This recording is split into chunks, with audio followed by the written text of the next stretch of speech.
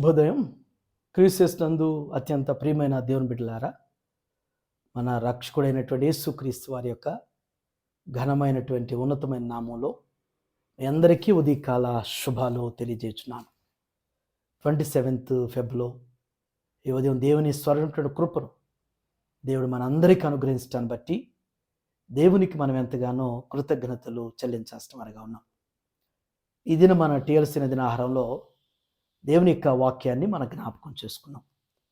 సామెతల గ్రంథం 1వ అధ్యాయం 33వ వచనం చివరి వచనాన్ని మనం చదువుకుందాం. నా ఉపదేశం అంగీకరించువాడు సురక్షితముగా నివసించును, వాడు కీడు వచ్చుచున్న భయము లేక నెమ్మదిగా ఉండును.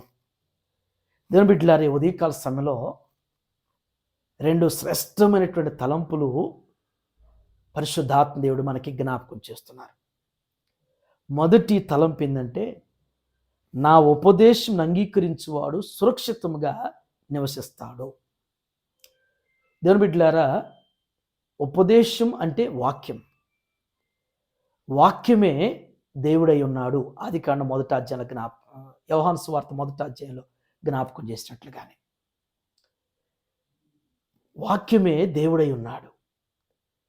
ఆ వాక్యాన్ని మనం ఎప్పుడైతే అంగీకరిస్తామో, ఎప్పుడైతే మనం అనుసరిస్తామో, మన జీవితంలో నెమ్మది కలుగుతుంది, నెమ్మదిగా ఉండగలుగుతాం. ఎందుకంటే మనం ఉపదేశాన్ని అంగీకరించడం ద్వారా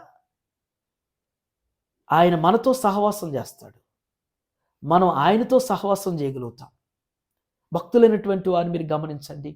ఓల్డ్ టెస్టిమెంట్లో ఉన్నటువంటి భక్తులు వారందరూ కూడా దేవుని యొక్క వాక్యాన్ని, ఉపదేశాన్ని వారు అంగీకరించారు. దేవుడు ఏది చెబితే అలా చేశారు, ఆ విధంగా నడిచారు, ఆ విధంగా జీవించారు, ఆ విధంగా బ్రతికారు. కాబట్టే వారు ఎన్ని పరిస్థితులు ఉన్నా కానీ వారు సురక్షితంగా, చుట్టూరు కరువు ఉంది, చుట్టూరు కూడా మరణం ఉంది, చుట్టూరు కూడా ఆవేదన ఉంది, చుట్టూరు అంతా అలజడి ఉంది, చుట్టూరు అంతా కూడా ఆందోళనకరమైనటువంటి పరిస్థితులు ఉన్నా కానీ దేవుని ఉపదేశాన్ని అంగీకరించిన వారు ఉన్నారే, వారు మాత్రం సురక్షితంగా ఉన్నారు. ఈ ఉదయకాల సమయంలో మనం కూడా కేవలం చెప్పటం అలవాటు అయిపోతూ ఉంటుంది, వినటం అనేటువంటిది, అనుసరించటం అనేది చాలా కష్టమైపోతుంది. మనం ఎప్పుడైతే మరి ఆ ఉపదేశాన్ని, వాక్యాన్ని మనం అంగీకరిస్తామో, అనుసరిస్తామో, సురక్షితంగా ముందుకు సాగగలుగుతాం. రెండవ తలంపు, వాడు కీడు వచ్చుచున్న భయము లేక నెమ్మదిగా ఉంటాడు. ఎవరైతే ఉపదేశాన్ని, వాక్యాన్ని అంగీకరిస్తారో వాడికి కీడు వచ్చుచున్నా అంటే కీడులు వస్తాయి. దేవుని అంగీకరించిన వారు, దేవుని ప్రకారం, దేవుని వాక్య ప్రకారం జీవించేవారు, దేవుని కలిగినటువంటి వారిని ఈ లోకాధికారి ఎలా వదిలిపెడతాడు? ఎందుకు వదిలిపెడతాడు? వాడు ఏదో విధంగా శోధిస్తాడు, ఏదో విధంగా బాధిస్తాడు, ఏదో విధంగా గాయపరుస్తాడు, ఏదో విధంగా నిందిస్తాడు, ఏదో విధంగా మనల్ని ఏదో ఆపదలకు గురి చేయాలని చెప్పేసి, ఏదో అవమానాలకు గురి చేయాలని నిరంతరమైనటువంటి వారి అస్త్రాలు మన మీద ప్రయోగిస్తాడు. అయితే వాక్యమైనటువంటి దేవుడు మనతో ఉండటం ద్వారా ఆ దేవుడు మనల్ని భయపడనీయడు, బలపరుస్తాడు. నేనున్నాను కదా. ఎందుకంటే మనం ఒంటరిగా వెళ్తున్నాం అనుకో, ఇక్కడ క్రొత్త ప్లేస్లోకి, మనకు భయం వేస్తుంది. చీకట్లో ఉన్నాం అనుకోండి, అంటే రాత్రులు వెళ్ళాలనుకోండి, భయం వేస్తుంది. అదే మనకి క్రొత్త ప్లేస్ అయినా, అది రాత్రి అయినా కానీ మనకు ఎవరైనా తోడున్నారనికి ఎంత ధైర్యం ఉండిద్ది. అలాంటిది మన ప్రభు, వాక్యమైనటువంటి ప్రభు మనకుంటే అవి నష్టాలైనా, కష్టాలైనా, ఇబ్బందులైనా, నిందలైనా, శోధనలైనా, కన్నీళ్ళైనా, కడు దుఃఖమైనా, అవి ఎలాంటివైనప్పటికీ కూడా మనం నెమ్మదిగా ఉంటాం. దేవుడు నాతో ఉన్నాడు అని, దేవుడు నా పక్షాన ఉన్నాడని, దేవుడు నాకు తోడుగా ఉన్నాడు అని, దేవుడు నా వెన్నంటున్నాడు. నేను ఎందుకు భయపడాలి? ఎవరికి భయపడాలి? దేనికి భయపడాలి? నేను ఎందుకొరకు భయపడాలి అని ధైర్యంగా, నెమ్మదిగా ముందుకు సాగగలుగుతాం. భక్తుల యొక్క జీవితాలన్నీ, అపోస్తులైనటువంటి వారు, పౌలుసీలైనటువంటి వారు, వారిని ఎక్కడ ఎలాంటి స్థితిలో పెట్టినా కానీ వారు నెమ్మదిగా ఉన్నారు, వారు భయపడలేదు, వారు సురక్షితంగా అది ఎలాంటి స్థితిలో వేసినా కానీ వారు నెమ్మదిగా ఆ పరిస్థితిలో ఉండగలిగారు. వేసిన వారు ఆందోళన చెందారు, వేయించిన వారు కలవరపడ్డారు. కానీ వారు మాత్రం దేవుని బిడ్డలు, దేవుని ఉపదేశాన్ని అంగీకరించిన వారు నెమ్మదిగా ఉండగలిగారు.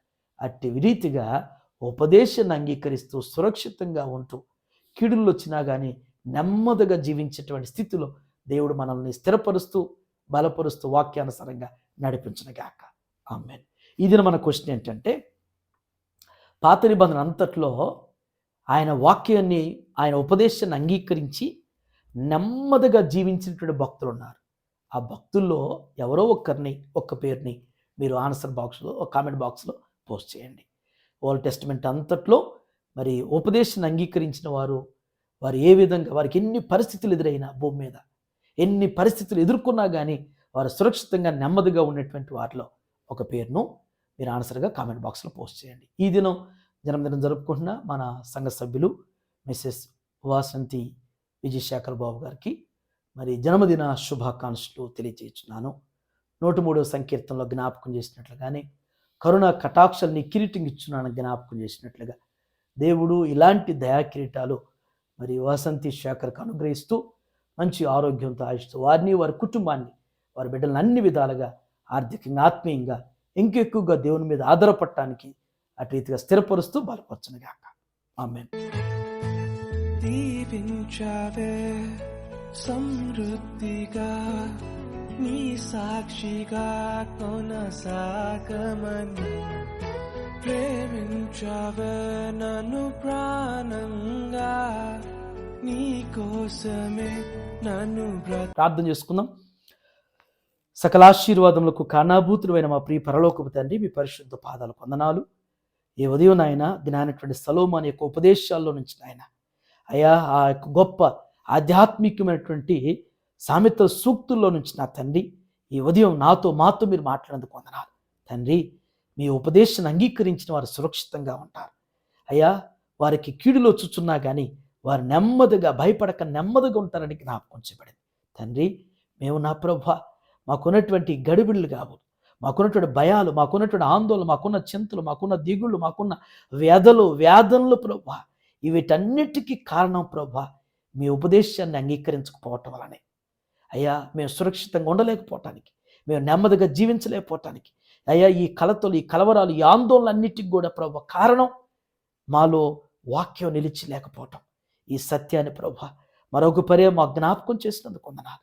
మీ వాక్యమైనటువంటి దేవుడిని మిమ్మల్ని ప్రభువా మా హృదయాల్లో చేర్చుకుని ప్రభువా, మా గృహాల్లో చేర్చుకుని ప్రభువా, మిమ్మల్ని మా హృదయాల్లో ప్రతిష్ఠించుకుని ప్రభువా అయ్యా, మేము ధైర్యంగా అయ్యా సురక్షితంగా నెమ్మదిగా సాగలేటువంటి కృపలు నడిపించబట్టు సహాయం చేయండి. ఈ ఉదయం తీయాల్సిన ఆహారం చూస్తున్న ప్రతి బిడ్డను దేవా మీరు జ్ఞాపకం చేసుకోండి. ప్రతి ఒక్కరు నాయన మిమ్మల్ని అంగీకరిస్తూ అనుసరించి జీవించేవారుగా, ఆధారపడి జీవించేటువంటి వారుగా స్థిరపరచబట్టు సహాయం చేయండి. బిడ్డలు చేయనటువంటి వారి పనుల్లో, వారి ప్రయాణాల్లో, వారి బాధ్యతలు మీరు తోడే నడిపించండి ప్రభా. ఇది నాయన జన్మదినం జరుపుకున్నటువంటి మీ ప్రియ బిడ్డ నాయన వాసంతి శేఖర్ను బట్టి మీకు వందనాలు చెల్లిస్తున్నాం. ఇలాంటి జన్మదినాలు ఇంకా అనేకం జరుపుకోవటానికి మీ కృప దయచేయండి అయ్యా. మరి వారి చిన్ని కుటుంబాన్ని దీవించండి, వారికి ఉన్న అక్కర్లు మీరు తీర్చండి, వారి బిడ్డలు మీరు ఆస్వాదించిన ఆయన అన్ని విషయాల్లో వారి కుటుంబం వర్ధిల్లుటకు మీ కృప దయచేయమని యేసు నామములో ఈ ప్రార్థన మీకు సమర్పించున్నాను తండ్రి. ఆమేన్. God bless you all.